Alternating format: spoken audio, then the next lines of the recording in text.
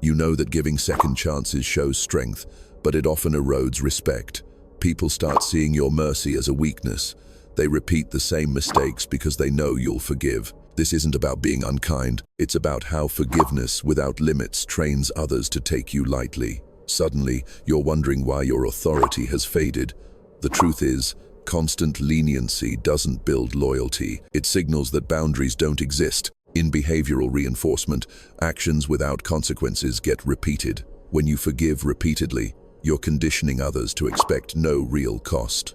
Tolerance thresholds play into this. Everyone has a point where patience runs out. But if yours seems endless, people push further.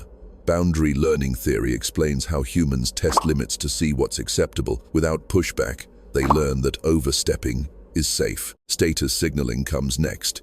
Your willingness to overlook offenses, broadcasts, lower power in social dynamics. People unconsciously rank authority based on how firmly someone holds their ground. Consequence conditioning ties into this. Behavior shapes around outcomes, not words.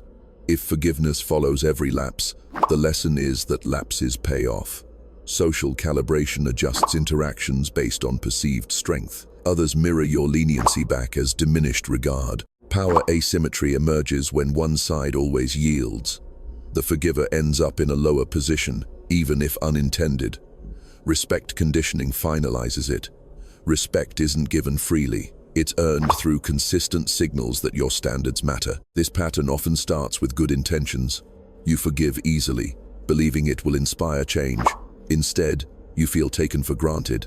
The same issues resurface, and your patience wears thin. You hoped for growth, but end up feeling invisible. Kindness turns into emotional fatigue. Each second chance drains a bit more, leaving confusion about why respect slips away. It's not your fault for caring, but mercy without structure teaches safety for the offender, not transformation. That realization shifts guilt into understanding. Your efforts weren't wasted, they were misinterpreted as permission. Now, consider how repeated forgiveness gets read socially. Tolerance without consequence trains repetition. People learn that their actions have no real downside, so they continue. Lack of boundaries signals low resistance. It tells others, you won't enforce rules, making you seem approachable but not commanding. Mercy without limits lowers perceived authority. Predictability in forgiveness removes any urgency to improve. Why change when the response is always the same? Patience can quietly become permission. Psychologically, humans repeat what costs nothing. Behavior follows consequences, not your hopes. Respect grows from limits, not endless leniency. People adapt to the least defended position, exploiting the space you leave open. This isn't malice, it's automatic calibration to what's allowed. To adjust, introduce chances with clear limits. Offer forgiveness once, but attach a calm condition for continuation. This maintains empathy while signaling standards. Introduce consequence without escalation. A simple withdrawal of access speaks volumes. Separate empathy from ongoing involvement. Feel understanding, but don't grant the same privileges.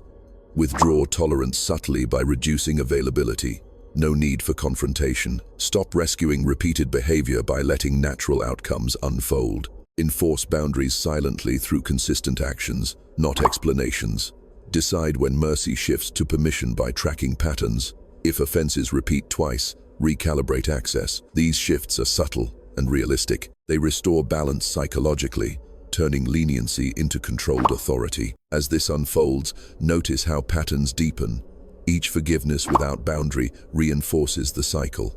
Social dynamics reward firmness because it creates predictability in a different way. People value leaders who define edges clearly. Your past mercy might have felt noble, but it often invited testing. Now, with limits, interactions stabilize. Authority rebuilds through quiet enforcement. This isn't about becoming harsh, it's precision in response. Humans respond to structure, seeking respect from those who provide it. The shift happens here. Mercy has its place, but authority demands selectivity. Boundaries protect respect, turning endurance into strength. You control the dynamic now, grounded in clarity.